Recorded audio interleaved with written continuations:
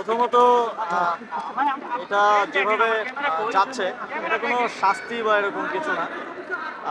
আমরা দেখেছি যে বিগত 9 মাসে বিসিবিতে নতুন নেতৃত্ব আসার পরে আমরা আসলে ক্রিকেটের যে প্রত্যাশা ছিল আমাদের সেই প্রত্যাশা অনুযায়ী ক্রিকেটের উন্নয়ন আমরা দেখিনি, বরং আমরা দেখেছি যে প্রথম এই সরকার আসার পরে পাকিস্তানের সাথে বাংলাদেশ ঐতিহাসিকভাবে টেস্টে জিতে আসলো, সিরিজ জিতে আসলো। তারপর থেকে আমরা ক্রম অবনতি দেখছি এবং খুবই দুঃখজনকভাবে আমাদের যে নতুন নেতৃত্ব এসেছিল, আমি তো ভাই আর স্পোর্টসের মানুষ না, আমি 10 জনের সাথে কথা বলে যাকে মনে করেছি তখন সবাই যার কথা বলেছে যে তিনি ভালো চালাতে পারবেন, তাদেরকে আমরা আসলে বোর্ডের বাকি সদস্যরা নির্বাচিত করেছিল।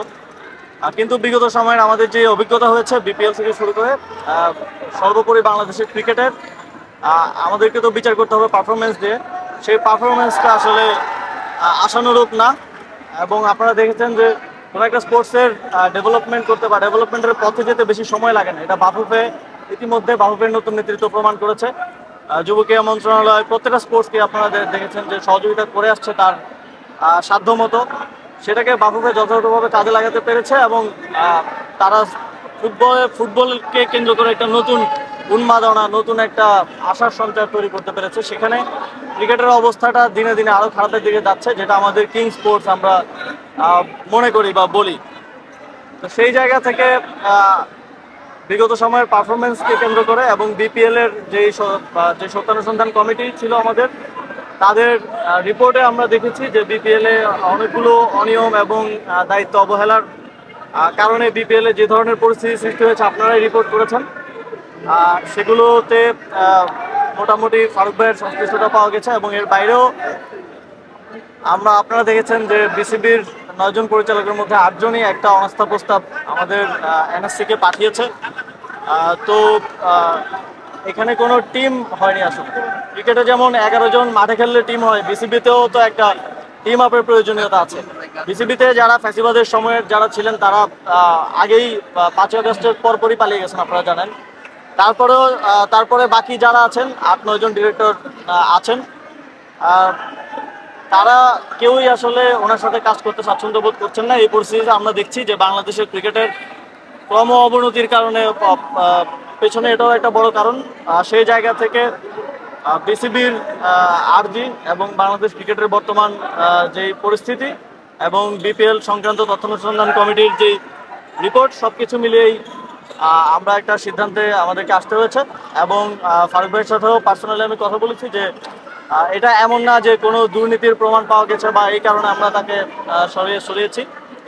এটা একেবারেই পারফরমেন্স বেসড। আপনারা যদি দেখেন যে সিলেকশন বোর্ড যদি দেখে যে কোনো একজন প্লেয়ার রেগুলারলি খারাপ পারফরমেন্স করছে, তাকে তো সিলেকশন কমিটির টিমে রাখবেন। তো আমাদের দিক থেকেও ব্যাপারটা এরকমই ছিল। এবং আমরা আবারও ক্রিকেট কেন্দ্রিক যারা অংশীজন আছেন সকলের সাথে কথা বলেছি। আপনি অনিয়ম বলতে আপনারা রিপোর্টটা সবাই দেখেছেন। রিপোর্টে খুব স্পষ্টভাবে রিপোর্টে তদন্ত কমিটি, সত্যানুসন্ধান কমিটি যেই অংশীজনদের সাথে কথা বলেছে, বিপিএল সংক্রান্ত বিপিএল এর সদস্য সচিব ছিলেন নাজমুল আবেদিন ফাহিম ভাই, ওনারা ওনাদের বক্তব্য সেখানে দিয়েছেন। এবং যুব ক্রীড়া মন্ত্রণালয় থেকেও পর্যন্ত দুর্বার রাজশাহীকে টিম দেওয়ার ব্যাপারে, মানে যাদেরকে টিমটা দেওয়া হয়েছে, আমরা আমাদের শঙ্কার কথা জানিয়েছিলাম এবং তারপরেও এক ধরনের ব্যক্তি সিদ্ধান্তে সেই টিমটা দেওয়া হয়েছে। এবং পরবর্তীতে আপনারা জানেন যে সরকারকে পর্যন্ত প্লেয়ারদের বেতন দেয়া, হোটেলের টাকা দেওয়ার জন্য সরকারকে পর্যন্ত ইনভলভ হতে হয়েছে এবং একটা বিব্রতকর পরিস্থিতি আসলে তৈরি হয়েছে, যেটা আমরা কেউই চাইনি।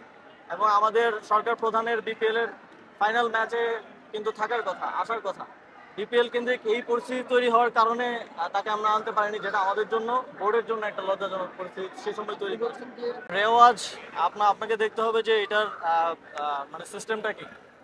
যেই 2 জনকে মনোনয়ন দেওয়ার ইখতিয়ার এনএসসির আছে, এনএসসি চাইলে মনোনয়ন দিতে পারে, মনোনয়ন সরিয়েও নিতে পারে।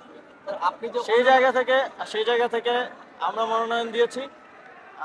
সার্বিক পরিস্থিতি বিবেচনায় আমাদের মনে হয়েছে যে এখন আর এই মনোনয়ন রাখার, আমরা কিন্তু প্রেসিডেন্টকে অপসারণ করিনি। আপনারা যদি ভালোভাবে দেখেন, আমরা তার পরিচালক মনোনয়নটা তো সরিয়ে নিয়েছি এবং এর যেই এই প্রক্রিয়া হিসেবে, এর আফটার ইফেক্ট হিসেবেই ওনার প্রেসিডেন্ট পদটি চলে গিয়েছে এবং আমরা আরেকজনকে পরিচালক মনোনয়ন দিয়েছি। এবং বোর্ডের যারা আছেন তারা নিয়ম অনুসারে, আইসিসির যে গাইডলাইন আছে যে কনস্টিটিউশন আছে আমাদের ক্রিকেট বোর্ডের, সেই নিয়ম অনুযায়ী কিন্তু আরেকজনকে প্রেসিডেন্ট হিসেবে ইলেক্ট করে। কে কি বললো সেটা ইম্পর্টেন্ট না, ইম্পর্টেন্ট হচ্ছে ফ্যাক্টটা কি। ফ্যাক্ট তো আপনারা দেখেছেন, আপনারা নিজেরাও রিপোর্ট করেছেন। বিপিএল নিয়ে আপনার স্পোর্টসের কোন সাংবাদিকটা রিপোর্ট করেনি বিপিএল এর অনিয়মের বিষয় নিয়ে? কেউ আছেন যে রিপোর্ট করেননি? আপনারা সবাই করেছেন। তো আমরা সেটা অনুযায়ী একটা তো সত্যানুসন্ধান কমিটিও করেছি। তো আমরা ফ্যাক্টগুলো বিবেচনায় নিয়েছি, কে কি বললো এগুলো দেখার বিষয় না। আর আমি মনে করি যে আপনাদের থেকে শুরু করে বাংলাদেশের 16 কোটি মানুষ চায় বাংলাদেশের ক্রিকেটটা ভালো করুক। আমার ফোকাসটা হচ্ছে ক্রিকেট ভালো করবে কিভাবে সেটার দিকে। আমার ফোকাসটা এরকম না কোন ব্যক্তিকে বসালাম বা কাকে। এখানে ভাই আমিনুল ভাইকেও আমি চিনি না, ফারুক ভাইকেও আমি চিনতাম না। আমি ক্রিকেট সংশ্লিষ্ট 10 জন মানুষের সাথে কথা বলেছি, যাদেরকে আমার মনে হয়েছে অংশীজন, তাদের মতামতের ভিত্তিতে তখন ফারুক ভাইকে আমরা এনেছিলাম। কিন্তু অ্যাডমিনিস্ট্রেটিভ জায়গায় আমরা দেখেছি যে সেভাবে কাজ হয়নি এবং বাংলাদেশের ক্রিকেট তার মানে ঐতিহাসিকভাবে তলানিতে চলে যাচ্ছে। তো এটা একটা কনসার্ন, এটা একটা ন্যাশনাল কনসার্ন। তো এই জায়গা থেকে আমরা ক্রিকেটের উন্নতির জন্য ফ্যাক্টগুলোকে বিবেচনায় নিয়ে আবার আমাদের জায়গা থেকে সিদ্ধান্ত নিয়েছি। কিন্তু যে কথাগুলো বলা হচ্ছে যে সরকারের অতিরিক্ত হস্তক্ষেপ, এখানে সরকারের হস্তক্ষেপের কিছু নেই। সরকার তার যতটুকু ক্ষমতা আছে, যতটুকু এখতিয়ারভুক্ত আছে, সেই বিবেচনায় হস্তক্ষেপ করেছে। দুইজন ডিরেক্টর দেওয়ার ক্ষমতা সরকারের আছে, সরকার সেখানে পরিবর্তন করেছে। সরকার প্রেসিডেন্টকে অপসারণ করেনি। প্রেসিডেন্টের অপসারণটা সেটার আফটার ইফেক্ট হিসেবে হয়েছে এবং বিসিবির কনস্টিটিউশন অনুযায়ী আরেকজন নতুন প্রেসিডেন্ট এসেছে। এবং এই বিষয়ে যে আইসিসির ব্যানের কথাও বলা হচ্ছে, অনেকে বলছেন।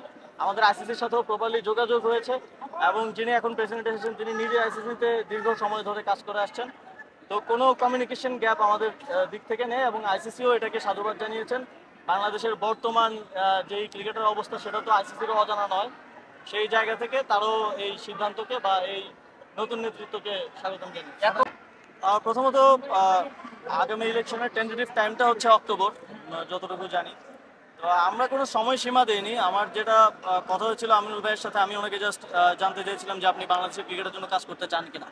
কারণ উনি আইসিসিতে যেই স্যালারি পান আমরা তো সেটা ওনাকে অফার করতে পারছি না, কারণ এটা একটা অনারারি পোস্ট, আপনারা জানেন। তো ওনারও একটা দীর্ঘদিন সেখানে কাজ করার যেই সেটাকে ব্যর্থ ঘটে উনি আসবেন কিনা। তো তিনি তখন হ্যাঁ বলেছেন, রাজি হয়েছিলেন কাজ করার জন্য। কোন ক্যাপাসিটিতে সেটা আমরা তখনও ঠিক করিনি। তবে বর্তমান যে সার্বিক পরিস্থিতিতে ওনাকে সভাপতির দায়িত্বটা বিসিবির বাকি পরিচালকরা নিয়ম অনুযায়ী ওনাকে নির্বাচিত করেছেন।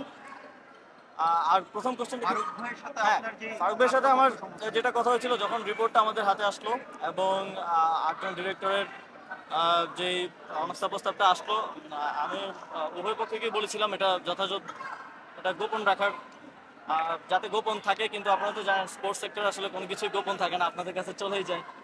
তো ফারুক ভাইয়ের সাথে আমার কথা হয়েছিল যে আমরা এটা এই স্পোর্টসের বা ক্রিকেটের পরিবেশটাকে খারাপ না করে যথাযথভাবে মানে পানি ঘোলা না করে সমাধান করতে পারি কিনা। উনি নিজে থেকে যদি করতেন তাহলে হয়তো আমাদেরকে ওনার পরিচালক মনোনয়নটা তুলে নিতে হতো না।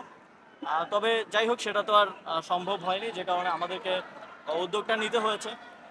এখন আমি যেটা বললাম যে আমাদের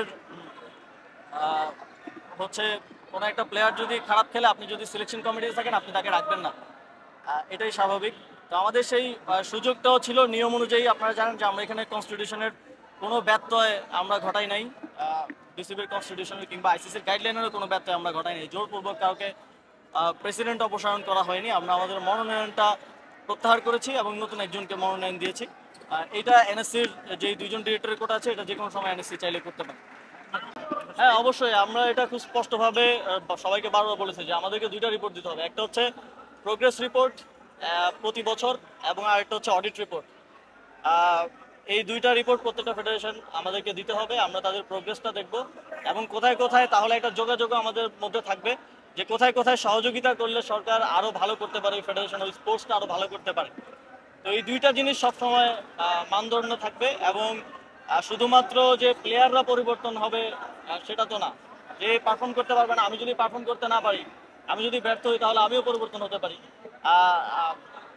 তো প্রত্যেকটা জায়গাতেই আমার মনে হয় এই ট্রান্সপারেন্সির জায়গাটা থাকা দরকার এবং এই প্রোগ্রেসটা দেখা দরকার যে ফেডারেশনগুলো কেমন প্রোগ্রেস করছে, কেমন কাজ করছে। আমি তো আর দায়িত্বে থাকা অবস্থায় বাংলাদেশের ক্রিকেটকে ডুবে যেতে দিতে পারি না। তো সেই জায়গা থেকে আমার যতটুকু এখতিয়ার আছে নিয়ম অনুযায়ী ততটুকু সবসময় চেষ্টা করে যেতে হবে। 25 জনের মধ্যে 9 জন আছেন এবং আপনারা এটাও ভালোভাবে জানেন যে কনস্টিটিউশন অনুযায়ী আমরা নির্বাচিত কোনো পরিচালককে তো আসলে অপসারণ করতে পারি না। তবে আগামীতে ইলেকশন আসছে, আপনারা জানেন আমাদের যে জেলা ক্রীড়া সংস্থাগুলো, বিভাগীয় ক্রীড়া সংস্থাগুলো পুনর্গঠিত হচ্ছে এবং ক্লাবের ক্ষেত্রেও বা বিসিবি দেখবে যে কোন কোন ক্লাব বিগত সময়ে আহ, আসলে অস্তিত্ব নেই কিন্তু ভোট ব্যবহার করেছে, সেগুলো অ্যাসেসমেন্ট হবে এবং প্রকৃতভাবে একটা নির্বাচন এবং নির্বাচনের মাধ্যমে বিসিবিতে একটা লিডারশিপ ট্রানজিশন হবে। তখন আমি মনে করি যে প্রকৃত আহ, আহ, ক্রীড়া সংগঠক এবং ক্রিকেটের প্রকৃতভাবেই ক্রিকেটের জন্য কাজ করতে পারবে এমন ব্যক্তিত্ব সামনে বিসিবিতে আসবে এবং এটা শুধু একজন না, 25 জন আসবে।